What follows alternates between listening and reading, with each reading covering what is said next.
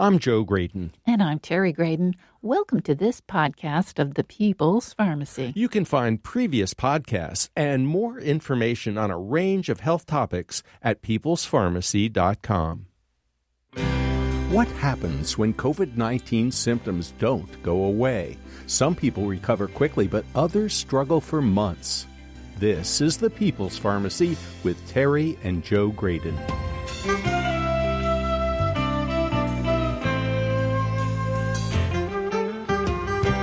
Dr. Margot Gage Whitfleet is a social epidemiologist. She was young and healthy when she caught COVID-19 while traveling home from the Netherlands last March. She's still suffering from long-haul syndrome with symptoms she can't shake. Dr. Michael Sagg is an infectious disease expert.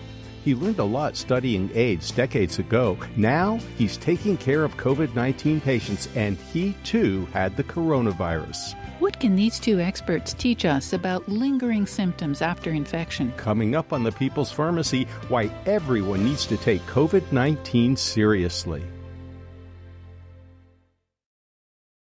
In the People's Pharmacy Health Headlines, appendicitis is a medical emergency that's usually treated with surgery. Over the last several years, though, doctors have wondered whether infection and inflammation in the appendix might be treated with antibiotics instead. Several studies have suggested this possibility, but they were inconclusive. Now, a large randomized clinical trial published in the New England Journal of Medicine compared the outcomes of antibiotics with appendectomy. 70% of the patients receiving antibiotics did not need follow-up surgery for at least 3 months. Patients who would prefer to stay out of the hospital during the COVID-19 pandemic may welcome the option of antibiotic treatment. The Centers for Disease Control and Prevention revised its guidance on aerosol transmission of SARS-CoV-2 this week. 2 weeks ago, the CDC reversed a previous statement about aerosol transmission, implying that it was premature. Now there's an acknowledgement that tiny viral particles can float in the air beyond 6 feet and linger aloft for hours. The CDC still maintains that the primary means of transmission is between people who are within 6 feet of each other. Enclosed spaces and rooms with inadequate ventilation or air handling are especially risky. These public health authorities call for social distancing, mask wearing, washing hands, and avoiding crowded indoor spaces. COVID-19 is known as a respiratory infection. Although the coronavirus certainly affects the lungs, new data from Northwestern Medicine in Chicago shows that 4 out of 5 patients hospitalized with COVID-19 also experience neurological symptoms at some point during the illness. The researchers based these figures on analysis of the records of more than 500 patients. The most common problems include muscle pain, headaches, and confusion. Dizziness and the loss of the sense of taste or smell are also frequent.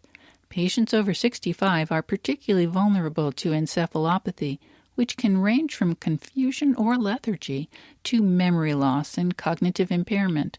At discharge, only a third of those who had experienced encephalopathy could manage their usual routines. Some patients continue to experience neurological symptoms for weeks or months, with dizziness, brain fog, trouble concentrating, and memory loss. Doctors do not have good treatments for these long-term symptoms. The Food and Drug Administration has just issued a new guidance regarding COVID-19 vaccines. The agency will require manufacturers to observe volunteers for at least 2 months following their last shot. This new procedure is designed to make it easier to detect adverse reactions. That means the earliest possible emergency use authorization for any COVID-19 vaccine is not likely to occur before Thanksgiving. As of this week, more than 7.5 million Americans have been diagnosed with COVID-19. Over 210,000 have died. Infection trends across the country have health experts concerned that a second wave is underway. Cases continue to climb in states in the upper Midwest. Some areas that seem to have the virus under control, like Massachusetts and New York, are now experiencing increases. There's growing recognition that people who survive a bout with COVID-19 may experience long-lasting consequences. These so-called long haulers are reporting symptoms such as fatigue, chest pain, trouble breathing, and joint pain many weeks or months after their initial positive coronavirus test. Even people who were not sick enough to be hospitalized may experience some of these long-term health consequences. Some survivors, including previously healthy young athletes, have evidence of damage to the heart muscle. In one study of 55 patients 3 months after hospital discharge, 70% had evidence suggestive of lung fibrosis. Mood swings and brain fog have been reported. In addition, long haulers may be vulnerable to isolation, loneliness, depression, and anxiety. No one yet knows how long these symptoms may persist, but with millions of people recovering from COVID-19, we still need thoughtful, comprehensive studies and programs of care. And that's the health news from the People's Pharmacy this week.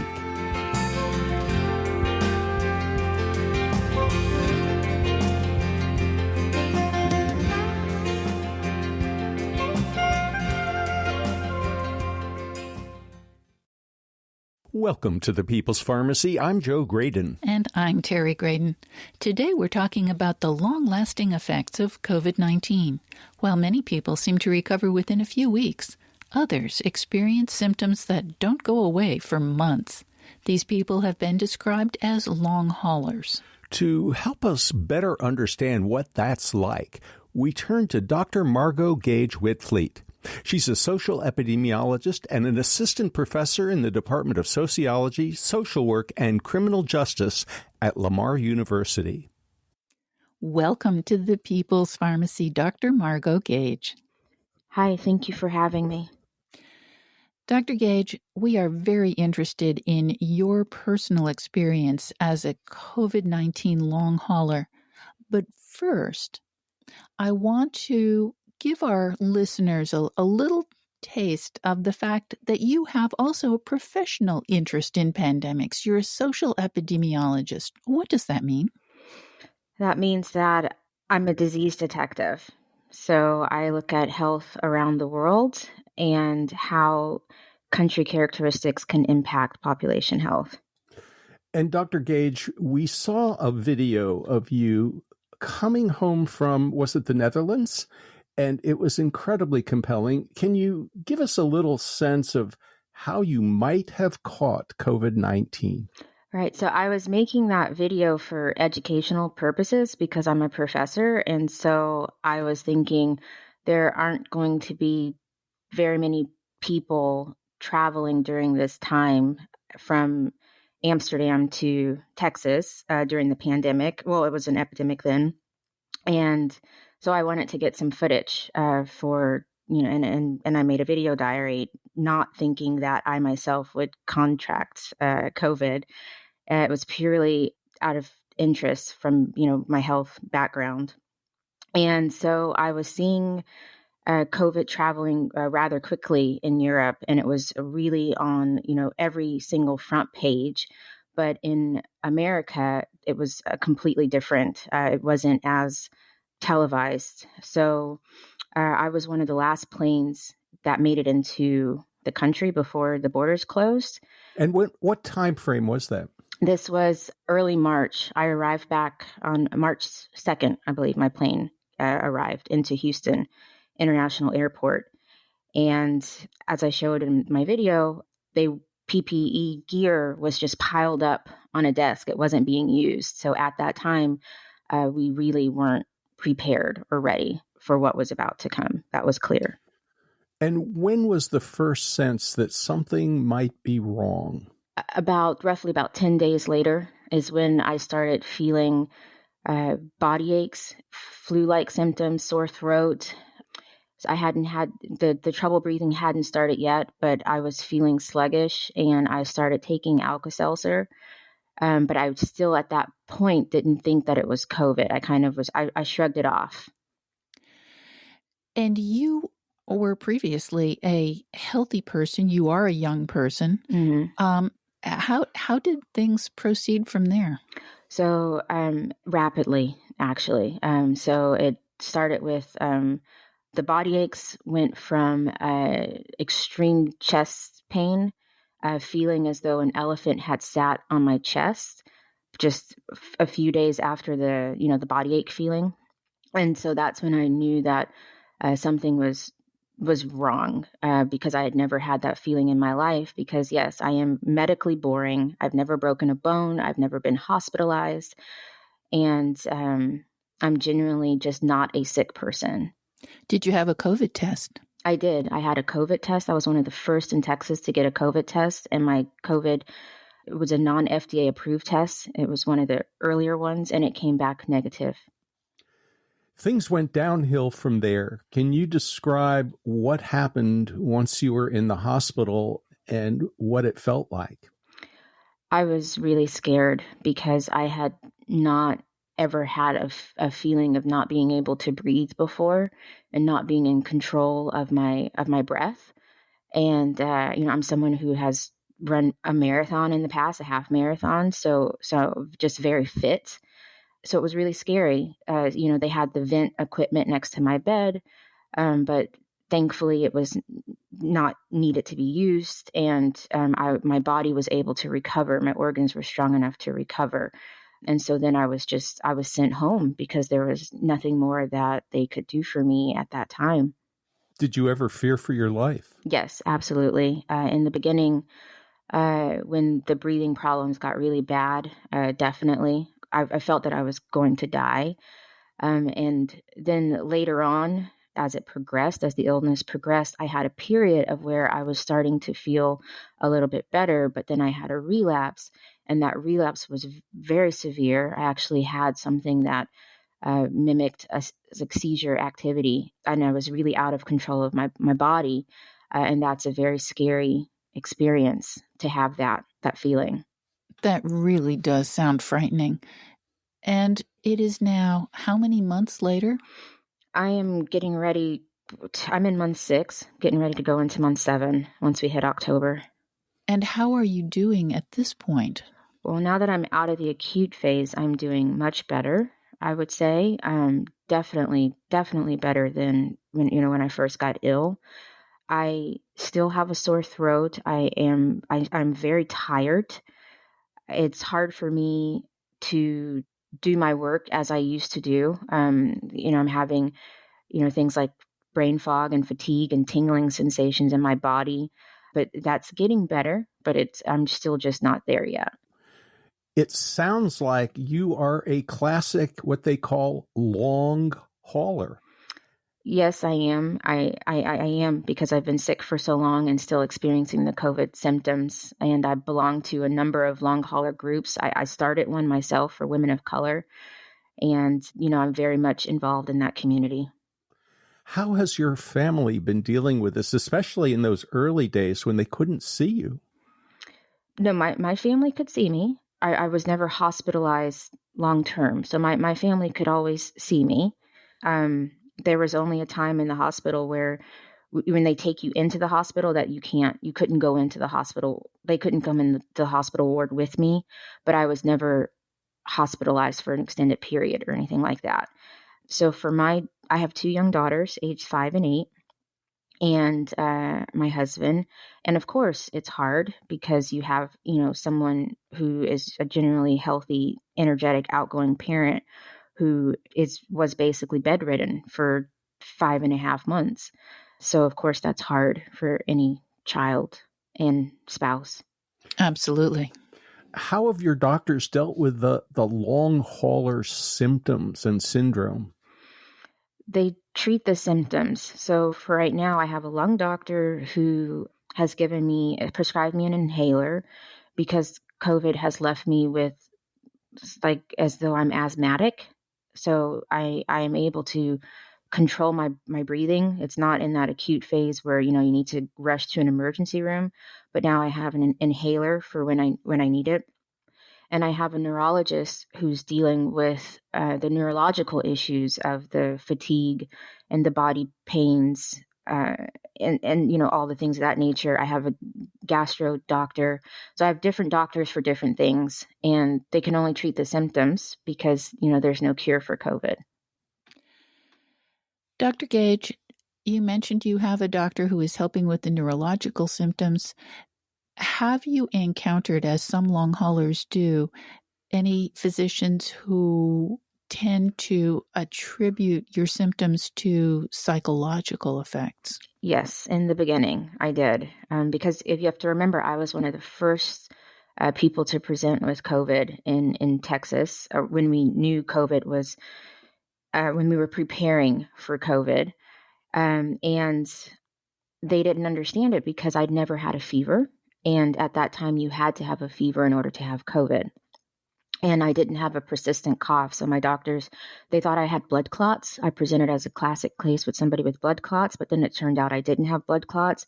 And because my organs were doing so well, as in I wasn't one of the cases who were coming up with really bad tests with lung damage or other damage. So they couldn't pin it on anything in particular. And so then, yes, I was getting pushback, I would say, from the doctors that, there's nothing wrong with you. But there clearly was. Yes, there clearly was. My first lung doctor, he said that I had a respiratory illness and prescribed me an anti-inflammatory medicine. I was prescribed a Z-Pak as well. The anti-inflammatory medicine, it helped. It didn't cure me because I was having all of these other symptoms as well, but it helped with the breathing.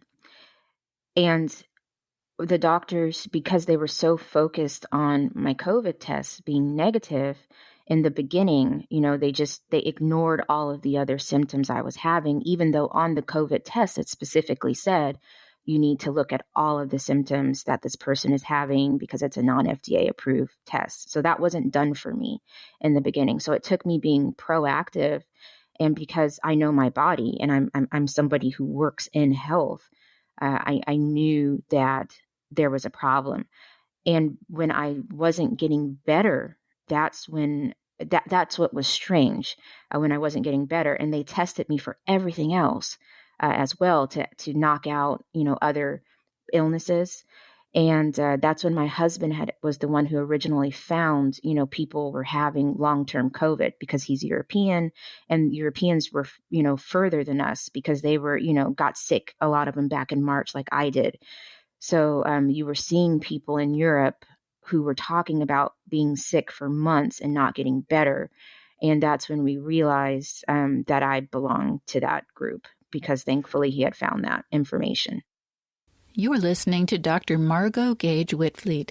She's an assistant professor in the Department of Sociology, Social Work, and Criminal Justice at Lamar University. After the break, Dr. Gage will explain who should be worried about getting COVID-19. She'll share her ideas about why some people might be more susceptible to long-term consequences and tell us about long-haul support groups.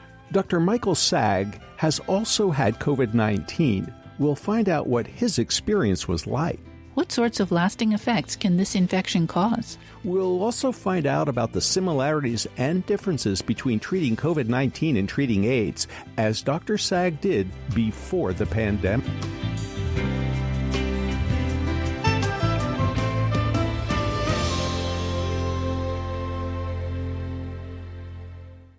You're listening to The People's Pharmacy with Joe and Terry Graydon. This People's Pharmacy podcast is brought to you in part by Verizana.com. Verizana Lab offers home health tests that allow you to monitor your hormones and health conditions. You can take control of the quantitative assessment of your health and learn about male and female hormone balance, the stress hormone cortisol, leaky gut, gluten intolerance, or your gut microbiome. Take a more active role in tracking your health and take 20% off your first order of a mail-in testing opportunity with the discount code PEOPLE. That's PEOPLE, all uppercase. To learn more, go to Verizana.com.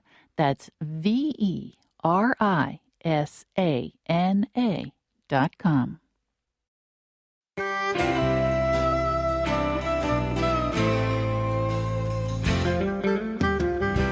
Welcome back to the People's Pharmacy. I'm Joe Graydon. And I'm Terry Graydon. The People's Pharmacy is brought to you in part by CocoVia Memory Plus, a cocoflavanol supplement backed by 4 clinical studies that show significant improvement in 3 different aspects of memory. More information at cocovia.com. Also by Verizana, an analytical laboratory providing home health tests for hormones, gut health, and the microbiome. Online at verisana.com.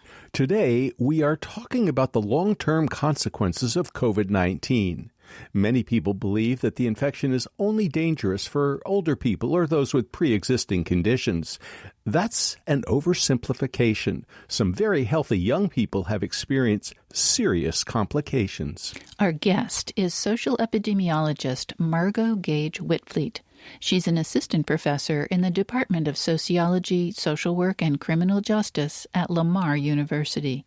Dr. Gage is living with symptoms of COVID-19 that have not gone away for months.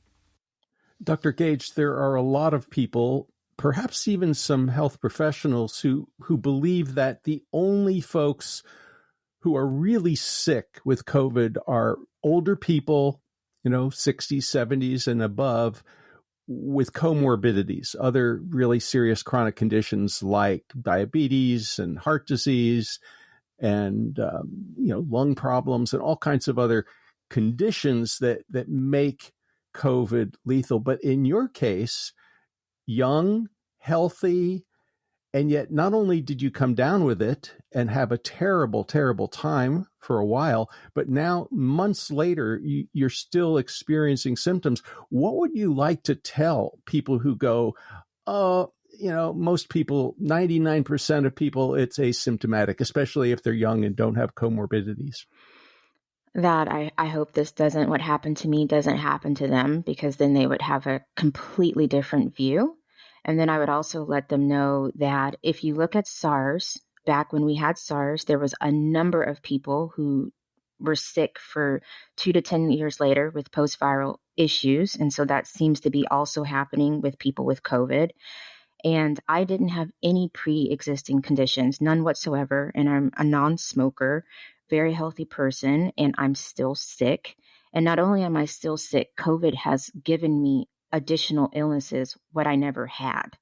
So I have health complaints now. Like, for example, I have kidney issues. I'm pre-diabetic, for example.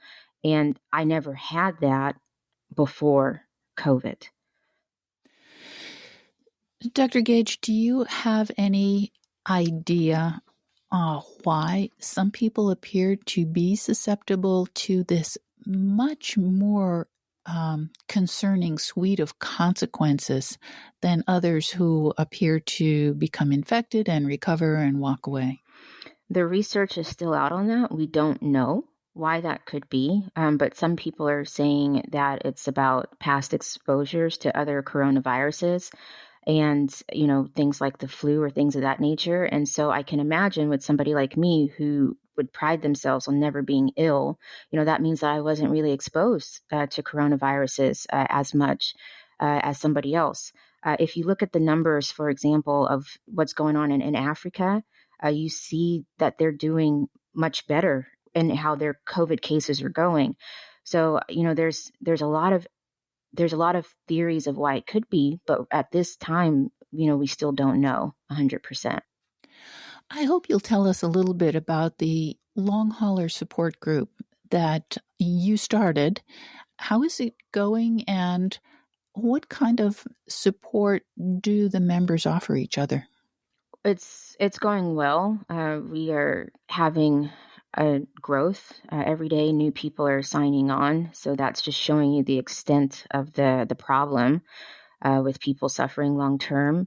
And so they go there to talk about their symptoms. But what I also provide, or what we're also able to provide, is we have health professionals who are giving health information of how you can support your immune system. So we have also side talks, for example, with an acupuncturist who is talking about healthy eating and how to take care of yourself. So it's a really good group come to in order to know that you're not alone, that you're not an isolated case, and also to learn from each other and to learn from health professionals who are open to teaching. And Dr. Gage, I hope you'll be able to tell us how close are you to getting back to something that resembles your normal life before, your life as a mother, your life as a teacher? I'm not close. Not close at at all. all. No, I am, but I am way better than a month ago, and I'm significantly better than 6 months ago. But I am somebody who leads a very active life, and that was taken away from me by COVID. And what would you like our listeners to take away from our conversation with you today? I would like to say that with cancer, that's not an illness that we don't politicize cancer. So why did we politicize COVID? And I think that if we are going to get a handle on this illness, because it's not just the flu for a lot of people, then we need to stop politicizing health, because it's not a good combination when you do that. Dr. Margot Gage, thank you so much for talking with us on the People's Pharmacy today. Thank you for having me. You've been listening to Dr. Margot Gage Whitfleet.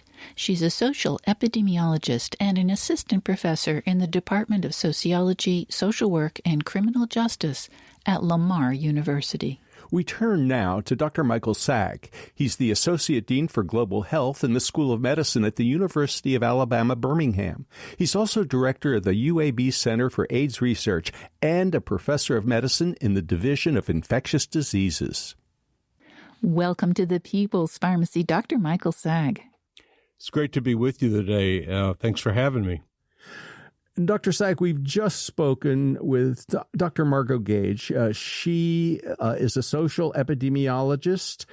She is a long hauler, and we now have a whole new concept of what that means.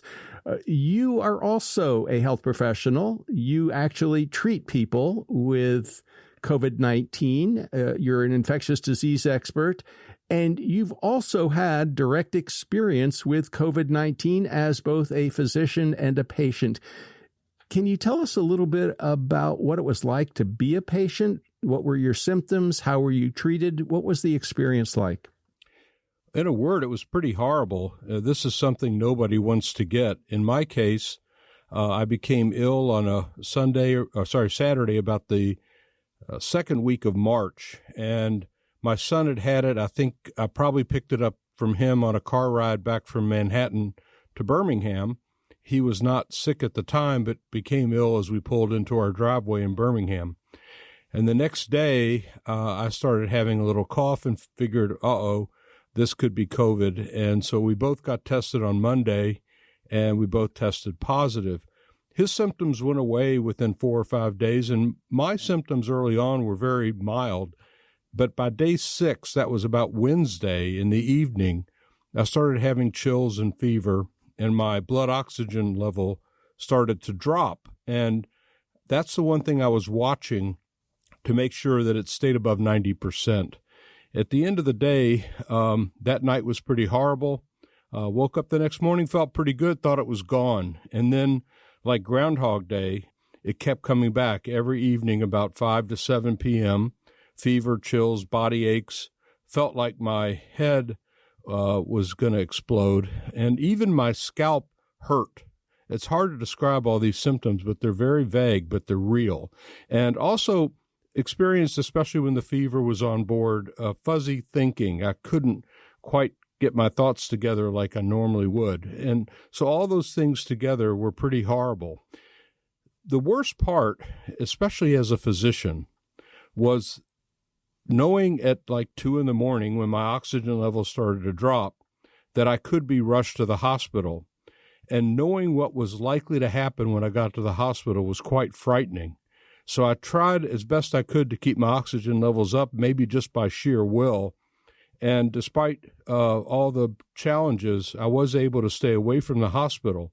What's interesting, as I look back on it, I never really thought about dying. I didn't think I would die from this. And if I did, I guess I did. But the thing that frightened me was the thought of going to the hospital and especially being put on a ventilator in a room by myself. That was the most horrible thing.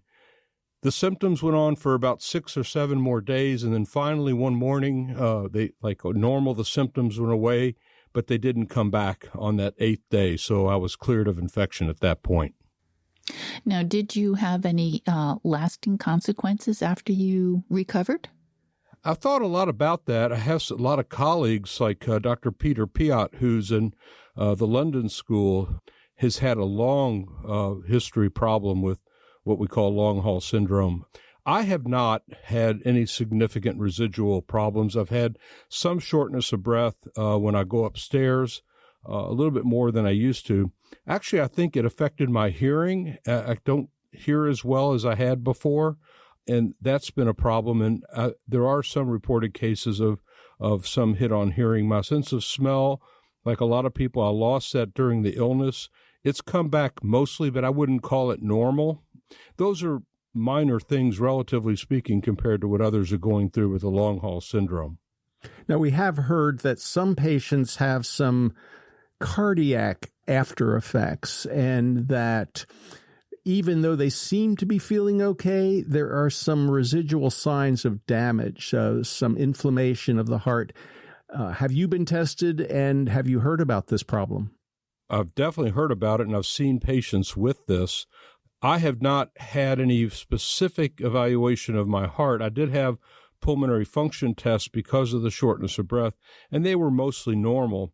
I'm also planning to get a high-resolution CT scan of the lungs just to make sure that there's no damage. But for right now, I'm able to get on an elliptical and go for an hour without having to stop. So I think my heart is okay. But the point you raise is critical, and it's important to put it into the context of how the virus causes disease.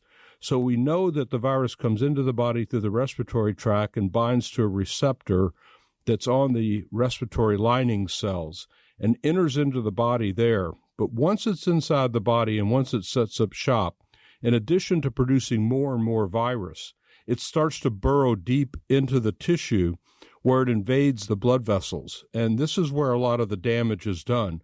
First off, it causes what we call microclots, or blockages of the small arteries, so that causes damage downstream. But more importantly, the virus seems to jump into the blood system and then use it like a subway and go throughout the entire body. So every tissue is in some ways infected, even if it's asymptomatic. So in the case of the heart, it would invade the heart muscles and cause some degree of inflammation there.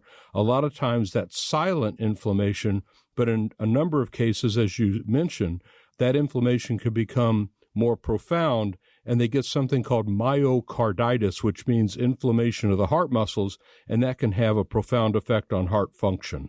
And we hear it can also affect the kidneys, it can affect the brain.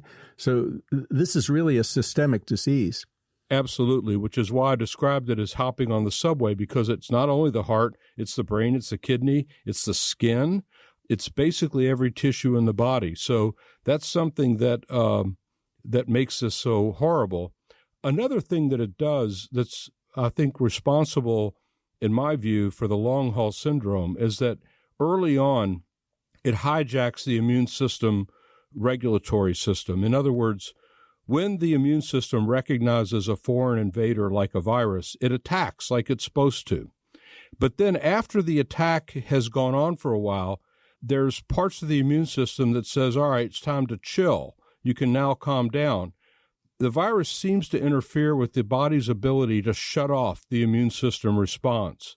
And that, I think, that ongoing reaction is without any control, or without the normal control of the immune system, I think is what causes the exaggerated symptoms that puts people in a hospital.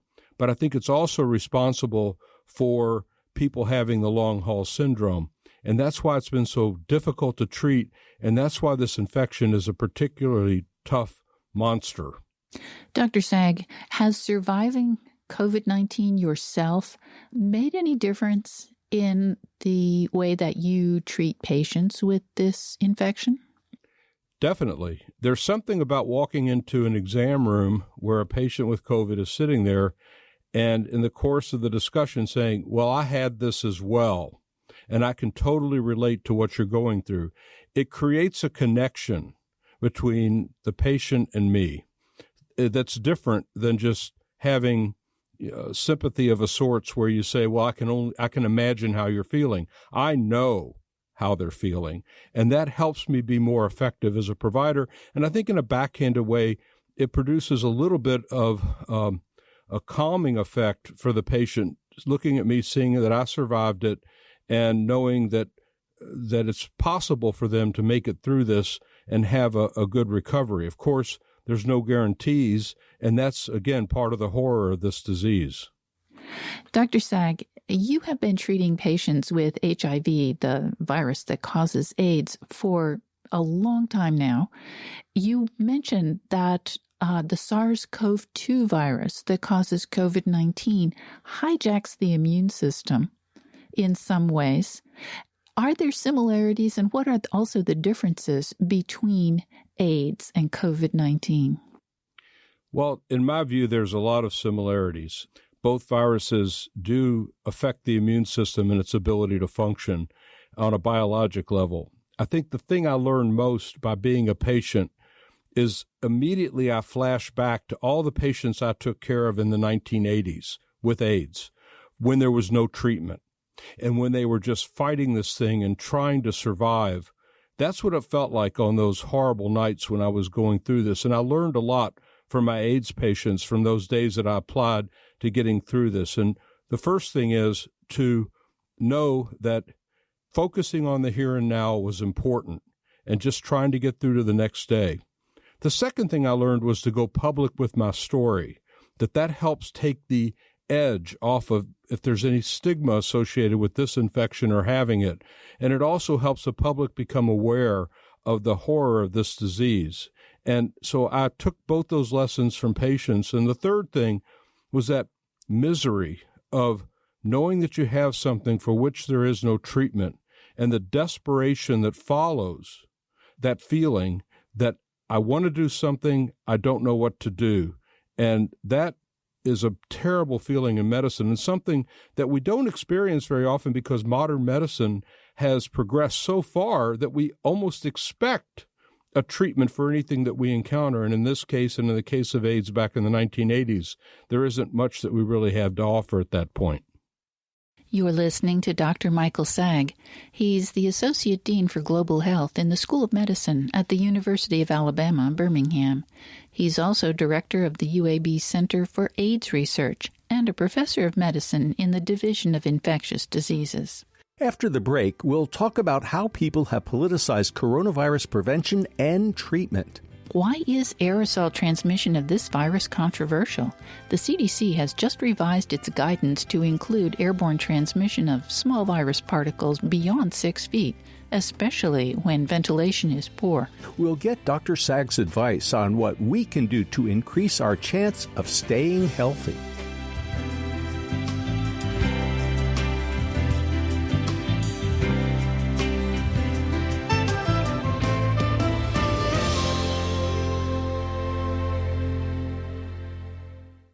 You're listening to The People's Pharmacy with Joe and Terry Graydon. The People's Pharmacy podcast is supported in part by CocoVia Memory Plus. CocoVia cocoflavanols support both cardiovascular health and cognitive function by promoting healthy blood flow, transporting oxygen and nutrients to vital organs and muscles, including your heart and brain. CocoVia Memory Plus has 750 milligrams of cocoflavanols, the plant-based nutrients from fresh cocoa that have been proven to help boost memory. CocoVia Memory Plus is backed by 4 clinical trials that demonstrate improvement in 3 different aspects of memory: long-term memory, spatial memory, and word recall. The studies show improved brain function in just 8 weeks. You can try the benefits of CocoVia Memory Plus with a 25% discount off your first month. Use the code PEOPLES25 To get the full benefits, take it daily for 8 weeks. CocoVia is offering People's Pharmacy podcast listeners a 10% discount on subscriptions. That code is PEOPLES10. Learn more at cocovia.com.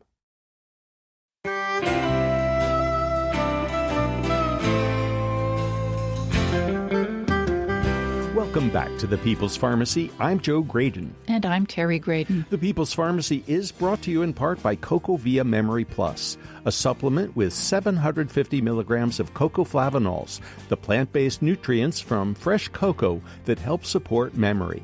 More information at cocovia.com. Also by Verizana, an analytical laboratory providing home health tests for hormones, gut health, and the microbiome. Online at verisana.com. Today, we are talking about lingering symptoms of COVID-19 with two health professionals who've had the infection themselves. We spoke earlier with Dr. Margot Gage Whitfleet, who is suffering from long-haul symptoms. Now we're talking with Dr. Michael Sagg. He's the Associate Dean for Global Health in the School of Medicine at the University of Alabama, Birmingham.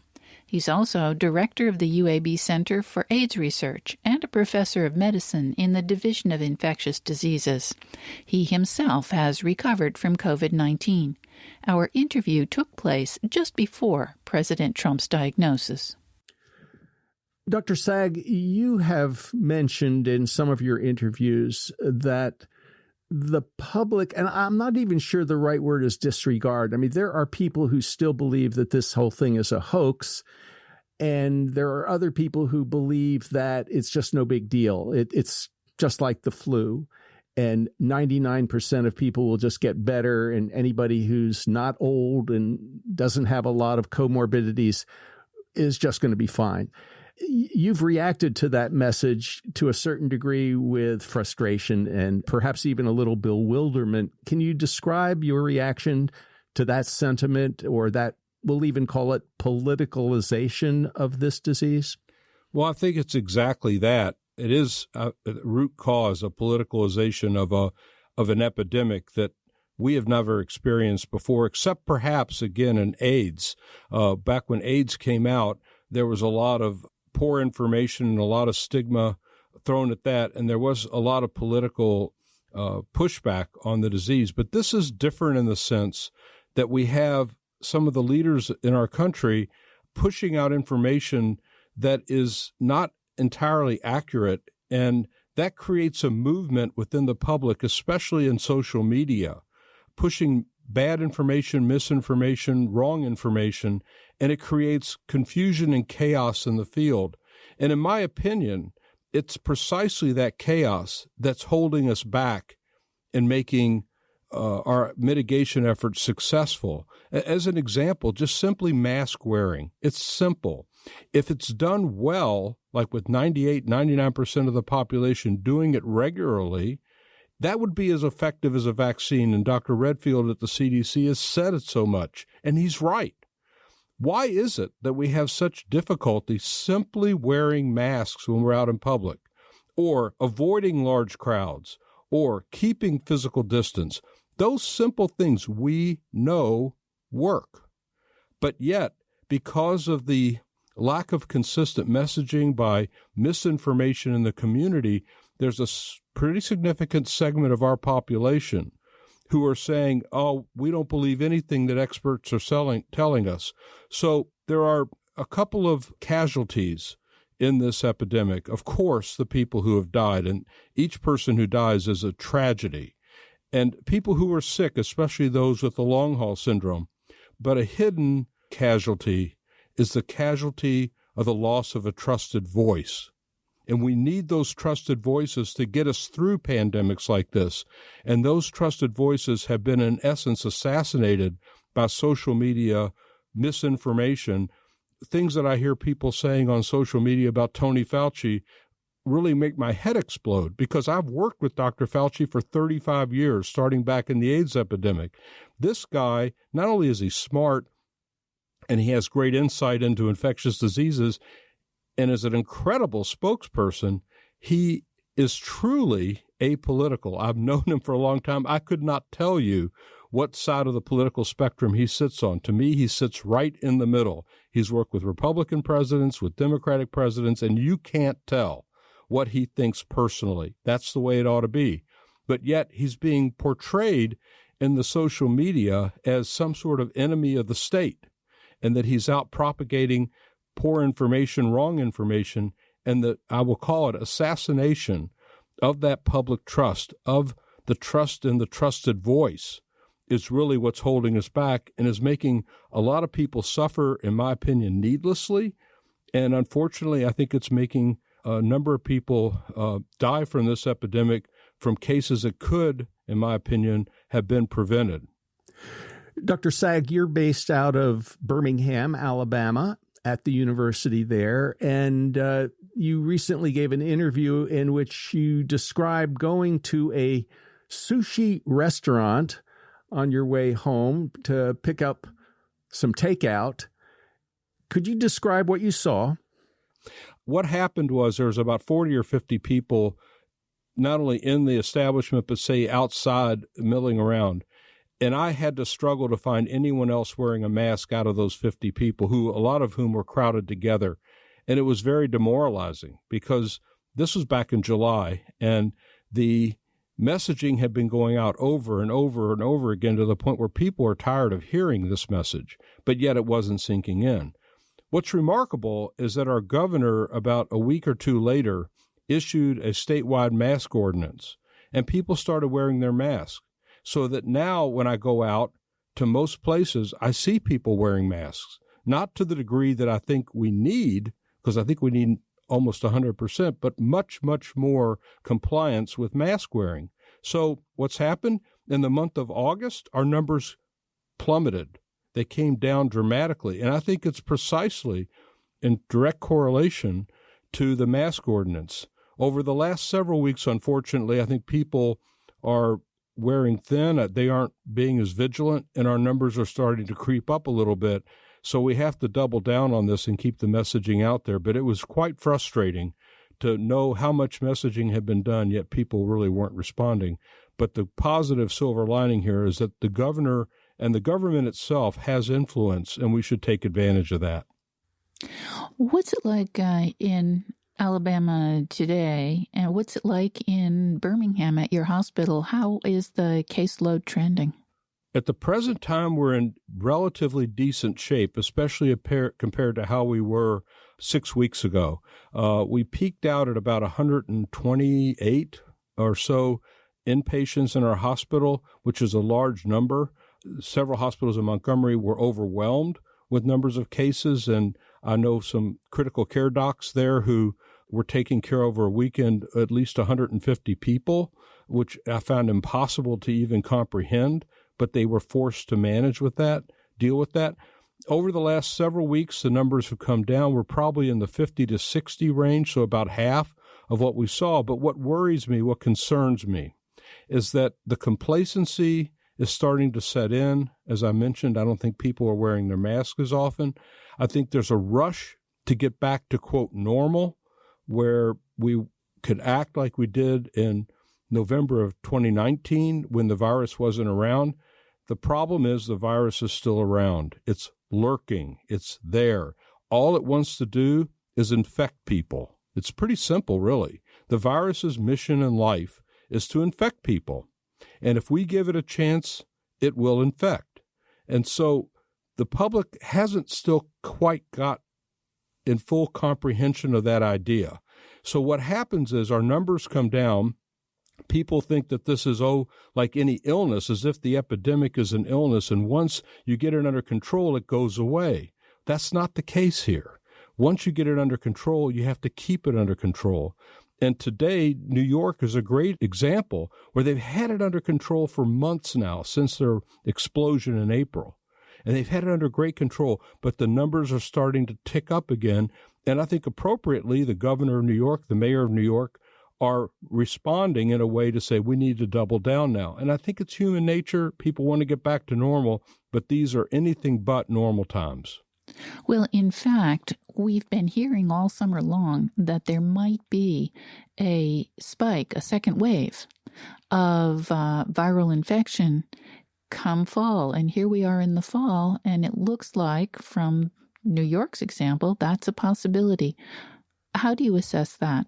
Well, let's go back to the reason that people said that. And the reason is that when we're outdoors, the concentration of virus in any given space is diffuse. So it's not heavily concentrated. But as the weather turns colder and we start crowding indoors again, that's when transmission of respiratory viruses increases. And that's true every year with influenza, respiratory syncytial virus. All those types of illnesses are much more readily transmitted when we're crowded together in closed spaces with less ventilation, certainly, than we have outside. So that's why you hear people talking about a resurgence of cases. But I think I'd add to that, in the present time, message fatigue. People are tired of hearing it. They're tired of this virus. They want it to go away. I want it to go away. But wishing doesn't make it so. We have to remain in control. And a final point to all this, I think people are, appropriately excited about the possibility of a vaccine. I hope it happens. There's all the indications that we will see a vaccine, at least out of one of the 9 that are currently in clinical trials, phase 3. One of them could work. But I've also been involved in AIDS research, where we've worked on a AIDS vaccine for now over 30 years. And I've seen multiple candidates have great data in the phase 1 and phase 2, just like these vaccine candidates have had. And every one of them has failed. Every one of the AIDS vaccines failed to protect. And the reason we can't count on this vaccine working is we don't know the correlates from immunity that lead to protection. The studies will tell us yes or no, but we can't know that until the studies are done. Dr. Sag, until we have better treatments, an effective vaccine, it seems like some of the standard recommendations are still appropriate, and probably even after we have a vaccine, they will be relevant as well. People would like to know what to do. And from everything that we have read and all of the people that we've interviewed, it appears that aerosol particles, or aerosolization rather than so-called droplets, are important in the transmission of this disease, that it's highly transmissible, maybe not like measles, but you can be beyond 6 feet and still catch this because the aerosol particles of the virus can linger in the air for minutes or perhaps even hours and travel on air currents. So where are the places that we can go safely, and where should we probably not go, even if we're wearing a mask? I know, I'm playing tennis now with my partners, and it seems like tennis seems to be a relatively safe activity because it's all outside. But what about other activities? Well, I think people can use common sense. The principles are as you just elucidated. So any place where people are gathered together in a closed space without wearing a mask, and they're sort of shoulder to shoulder, that's a recipe for infection. So we want to avoid large crowds because we know that with the current rates of infection, especially in the southeastern U.S., we know that the likelihood of, if you have a gathering of 10 people, 1 out of those 10 being infected at that moment in time is 30 to 40% probability. If you have 25 people, that number goes up to about a 70% probability. So avoiding large congregations of people. And I think one of the things where I'm getting a lot of pressure is from religious leaders who say they want to open up their congregations again and have people gathering. Right now, I have to say I think that's a bad idea, because even when you have prescribed social distance and you require masks, we've seen it happen. People go and they initially are compliant, but as the service is over, people want to get back together. They see a friend they haven't seen in a while. They'll go up, they'll give them a hug. Their mask may be down. It's just human nature. The other place that I think I'm a little bit concerned about right now is in football stadiums. I don't think it's a horrible mistake to have fans in the stands. You can do that. But the problem is, at least over the weekend, when I saw shots of the crowd, people had masks, but they were on their neck. They weren't on their face.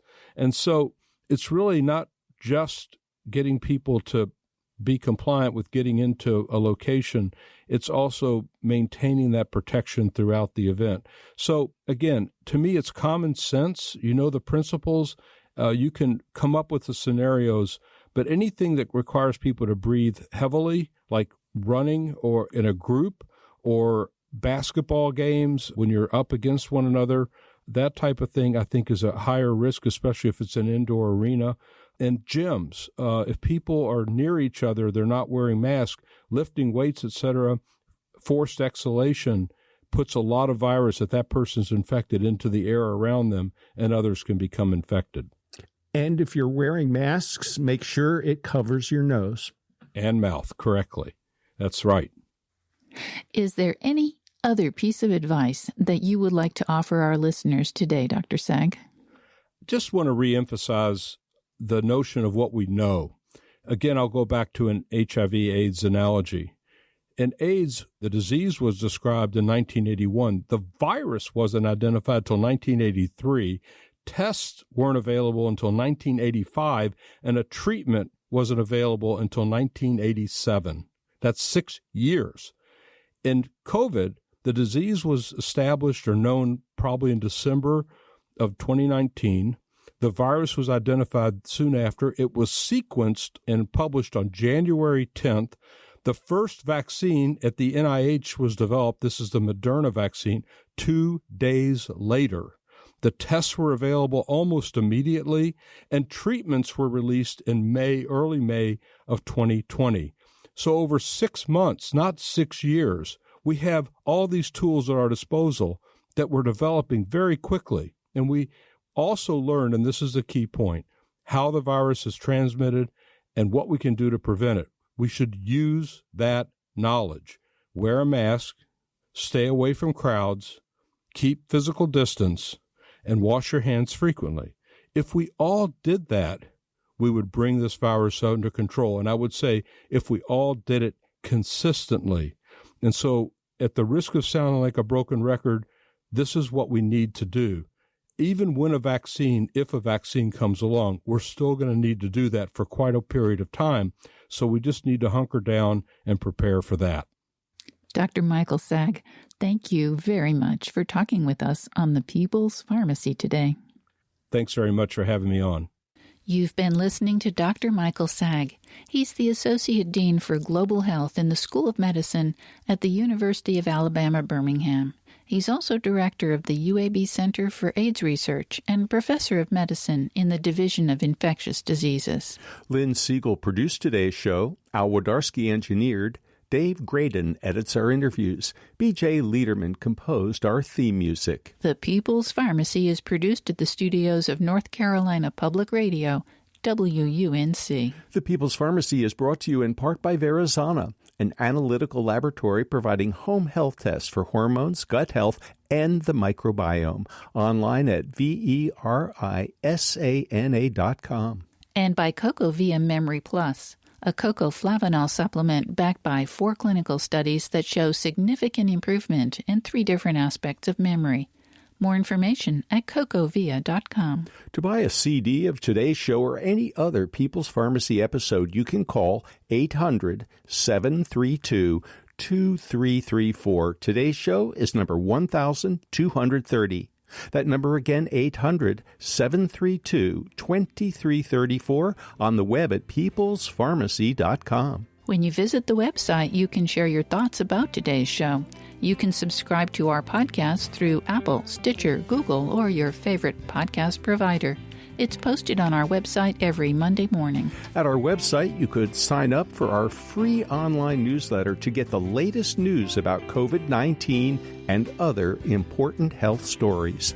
In Durham, North Carolina, I'm Joe Graydon. And I'm Terry Graydon. Thanks for listening. Please join us again next week.